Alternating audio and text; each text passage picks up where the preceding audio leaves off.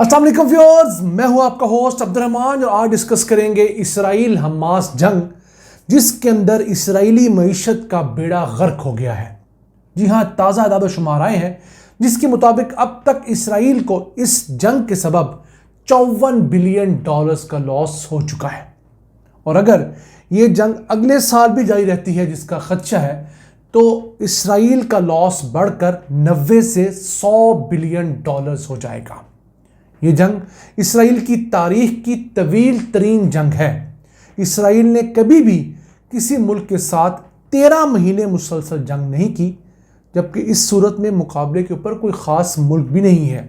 एक छोटी सी गज़ा की पट्टी के 20 से 25 हज़ार मुजाहिदीन हैं जिन्होंने इसराइल को नाकों चने चबवा दिए हैं। अक्टूबर 7, 2023 को इसराइल पर एक हमला किया गया हमास की जानब से। उसके बाद इसराइल बदमस्त हाथी की तरह कूद पड़ा, हर चीज़ के ऊपर बमबारी की, इवन हस्पताल और स्कूल तक भी नहीं छोड़े जो दुनिया भर के अंदर तमाम जंगों में एक होली प्लेस का किरदार अदा करते हैं। इसके बावजूद हालात ये हैं कि इसराइल मुसलसल अपनी मईशत को डूबता हुआ देख रहा है। इसकी जीडीपी के अंदर 20% तक की कमी हो गई है। $530 बिलियन की जीडीपी अब तकरीबन $500 बिलियन तक आ चुकी है। इसराइल के अंदर अब तक 46,000 कारोबार और कंपनियां बंद हो चुकी हैं। इंटरनेशनल माहिरीन और जरायद ये बताते हैं कि 2025 तक ये 46,000 से बढ़कर 60,000 हो जाएंगी। एक और चीज़ ने जो बहुत हिट खाई इसराइल में, वो इसराइल का टूरिज़्म सेक्टर था। 2023 के इब्तदाई 6 माह के दौरान जनवरी से जून तक इसराइल में 21 लाख टूरिस्ट आए जिन्होंने तकरीबन $1.5 बिलियन वहाँ खर्च किया, जबकि इस साल 2024 के वही 6 माह जनवरी से जून तक इसराइल में सिर्फ 5 लाख टूरिस्ट आए, यानी कि 1/4 रह गए टूरिस्ट। इसी तरह जो आमदन उनको $1.5 बिलियन हुई थी, इस दफ़ा कुछ $400 मिलियन के करीब रह गई है। यही वजह है कि इसराइल दो तरफ से पैसे मांग मांग के थक रहा है। एक तो अमेरिका से उसने कुछ $14.5 बिलियन की इमदाद ले ली है अब तक, जो पहले उसको सालाना $3 बिलियन मिला करती थी। इसके बावजूद वहाँ पर कसाद बाजारी है, लोगों में खौफ है, नई इन्वेस्टमेंट्स नहीं हो रही और जो बड़े बड़े इंटरनेशनल जरीदे हैं, बड़ी बड़ी एजेंसीज़ हैं, क्रेडिट रेटिंग एजेंसीज जैसे मोडीज़ है, फिच है, स्टैंडर्ड है, उन्होंने इसकी कई मद्दों में रेटिंग पॉजिटिव से नेगेटिव कर दी है। फिर अब इजरायली हुकूमत सोच रही है कि वो $10 अरब के इजाफी टैक्स अपनी आवाम पर लगाए ताकि वहाँ से रेवेन्यू जनरेट हो रहा है, उसके ज़रिए इस जंग का ख़र्चा पूरा किया जा सके। लेकिन उसमें ख़र्चा ये है कि जो हुकूमत के इत्तेहादी हैं, क्योंकि वहाँ पर कोई एक पार्टी हुकूमत नहीं, इत्तेहादी हुकूमत है, वो नाराज़ होंगे तो फिर क्या होगा। फिर ये भी इसराइल पर तमाम तर तनकीद की जा रही है कि अस्करी हिकमत अमली तो बहुत है, यानी कि सिर्फ लड़ते जाना है, बच्चों को मार देना है, औरतों को मार देना है, हस्पताल तबाह करने हैं। कुछ 43,000 से ज़ायद अमवात शहादतें गज़ा के अंदर हो चुकी हैं, 1 लाख से ज़ायद लोग अपाहज हो चुके हैं। लेकिन इसराइल के पास कोई इकनॉमिक प्लान अपने लिए ही नहीं है। चले वो तो बेचारे तबाह पहले भी थे, वो दुनिया की सबसे बड़ी जेल में कैद थे, वो ना कहीं जा सकते थे ना आ सकते थे, सुरंगों के नेटवर्क के ज़रिए अपनी अशिया ज़रूरियाँ ले रहे थे। लेकिन ये तो एक हंसता बसता मुल्क था। उसमें क्या हो रहा है, बड़ी बड़ी कंपनीज़ ने अपनी इन्वेस्टमेंट रोक दी हैं, वहाँ इन्वेस्टमेंट नहीं की जा रही, जिनकी इन्वेस्टमेंट थी वहाँ से निकाल रहे हैं। बड़े बड़े जो दिमाग थे इसराइल के पास, वो मुल्क छोड़कर जा रहे हैं। और फिर इसराइल की हुकूमत अब अपने बॉन्ड्स जारी कर रही है। सिर्फ मार्च 2024 में $8 बिलियन के बॉन्ड जारी किए गए, यानी कर्जा लिया इसराइल की हुकूमत ने। और अब बैरून मुल्क बसने वाले यहूदी इजरायली वो हुकूमती बॉन्ड्स में किसी किस्म का इंटरेस्ट शो नहीं करवा रहे।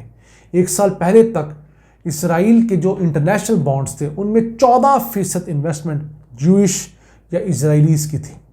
अब वो 14% से कम होकर 9% रह गई है, यानी 5% लोग जो हैं, समझ लीजिए 40% लोग, उन्होंने अपने बॉन्ड्स औने पौने दामों बेच दिए हैं। क्या पता इस मुल्क का क्या बनता है। اس کا یہ قطعاً مطلب نہیں کہ اسرائیل کوئی تباہ و برباد ہونے جا رہا ہے، وہ کسی قابل نہیں رہے گا، لیکن اسرائیل کو وہ مار پڑی ہے جس کا اس نے خواب میں بھی نہیں سوچا تھا۔ دنیا کی سب سے تگڑی فورس، وہ خواہ آرمی ہو خواہ وہ ایئر فورس ہو، اس کا مقابلہ دنیا کے سب سے کمزور ترین دشمن سے ہو رہا ہے۔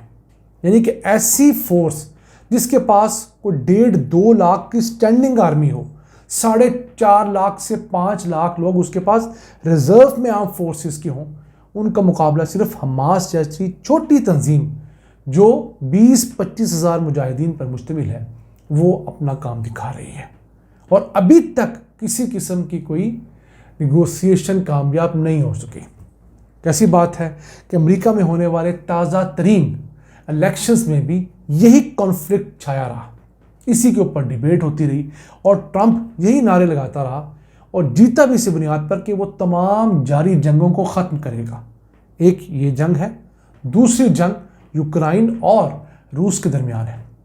تو کیسی بات ہے کہ 25,000 مجاہدین نے وہ کام کر دیا جو 1.5 ارب مسلمان جو 56 ملکوں میں بستے ہیں، جن کی اپنی کوئی کروڑوں میں آرمیز ہیں ملا کر، وہ نہ کر سکے۔ کس طرح ممکن ہوا؟ ایک اللہ پہ یقین اور پھر کرنے کا ارادہ، وہ کر گزرے۔ اب اس سال اسرائیلی معیشت جو ہے وہ 0.5% سے 1% گرو کرے گی صرف۔ کہاں دنیا کے اندر 6-7% کی گروتھ ایکسپیکٹ کی جاتی ہے، 0.5 سے 1% نہ ہونے کے برابر گروتھ ہے۔ پھر اسرائیل کے ایک اور بڑی شارٹیج ہے، وہاں پر جو کام کرنے والے لوگ ہیں ان کی شارٹیج ہو گئی ہے۔ پہلے یہ تھا کہ غزہ سے اور غرب اردن سے غریب فلسطینیوں کو اسرائیل میں روزانہ کی بنیاد پر آنے کی اجازت تھی، اور جابز کرنے کے لیے، کنسٹرکشن ورک کے لیے اور مشکل کام کرنے کے لیے۔ کوئی 2,20,000 فلسطینی اور اسی طرح کے اردن کے شہری آتے تھے یہاں پر جابز کرنے کے لیے۔ اب چونکہ بارڈر سیل کر دی گئے ہیں اور ان کی جگہ سری لنکا، انڈیا، ازبکستان اور دیگر اسرائیل کے دوست ممالک سے مزدور لائے جا رہے ہیں، لیکن وہاں سے مزدور ہنٹ کرنا، لانا، انہیں سیلریز دینا، یہاں پر رہائش دینا، کھانا پینا اور تمام فیسلٹیز دینا اسرائیل کی اکانومی کے لیے مشکل ہوتا جا رہا ہے۔ پہلے اس جنگ میں صرف حماس ورسز اسرائیل تھے۔ اسرائیل کی حماقت کے سبب اب حزب اللہ بھی اس جنگ میں کودنے پر مجبور ہے، اور حزب اللہ کی جانب سے بھی حملے کیے جا رہے ہیں۔ حزب اللہ نسبتاً حماس کے تھوڑی ٹیکنالوجیکلی ایڈوانسڈ ہے، وہ زیادہ اندر دور تک حملے کر پا رہی ہے، آلدو ان کے بڑے رہنما شہید ہوئے ہیں، لیکن وہ اسرائیل پر بھی ڈنڈ ڈال رہی ہے۔ پھر جو اسرائیل ناقابل شکست تصور ہوتا تھا، اس پر 2 دفعہ ایران نے حملے کیے۔ اب وہ حملے نو ڈاؤٹ سیریمونیل تھے، لیکن کسی بہت بڑے آدمی کو کسی درمیانے چھوٹے بندے کی جانب سے ایک گالی نکال دینا یا ایک تھپڑ مار دینا بھی اس کے لیے موت کا سامان ہوتا ہے۔